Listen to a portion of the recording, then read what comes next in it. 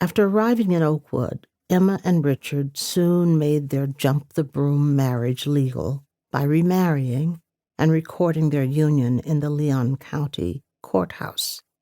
Their holy union of matrimony took place on August 19th, 1891, 9 days after they had secured their marriage license, with Reverend Frank Lloyd, an ordained minister, officiating. The same minister of the gospel officiated when Doc married Bella Tryon, his second wife, 2 years later. Together in 1910, Richard and Doc bought 60 acres of farmland situated 16 miles northwest of Crockett in Daly. The purchase, made jointly with their wives for $300, required diligent planning, saving, and no small amount of ambition. It is easy to see why Richard, Doc, Emma, and Bella crossed the river to farm in tiny Daly, where expansive cotton fields were surrounded by red oak and post oak trees and transected by creeks. Without a town center, the area was home to homesteads large and small that depended on Grapeland and other towns for many needs. The absence of a busy town center gave Daly a quiet, peaceful character in a setting of gently rolling hills and verdant, fertile fields.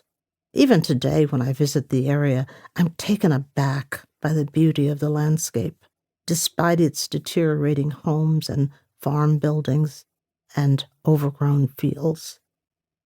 The creeks were sites of much childhood enjoyment and religious rituals. Many baptisms took place in them before the churches built baptismal fonts. When we gather by the river, the beautiful, beautiful river wafted over the congregants when ministers baptized children, submerging them quickly in the water with their noses and mouths covered. Terrified children, dressed in white, momentarily resisted the minister's efforts, but the brief ceremony was over before they could prevent the submersion, no matter how much they struggled. These creeks were also where children gathered outside their parents' sight to swim. Among the few opportunities for sports, the waterways afforded boys the opportunity for swimming, while girls were often discouraged from similar activities. The water could also evoke great fear when it rose during downpours, washing out bridges and spooking horses that were pulling wagons over slippery roads. One particularly terrifying moment of my childhood was having to descend from our wagon so that it could cross a creek without the weight of passengers. Even today, so many years later, I can recall how traumatized I was by that experience. My mother, Fanny Campbell, was born on this beautiful land in 1906. She met and married my father, Isaac Stubblefield, there, and bore all of her children within a few miles of her parents' home. A devoted creature of this intimate landscape, she traveled only to Grapeland, Oakwood, and occasionally county fairs in the region.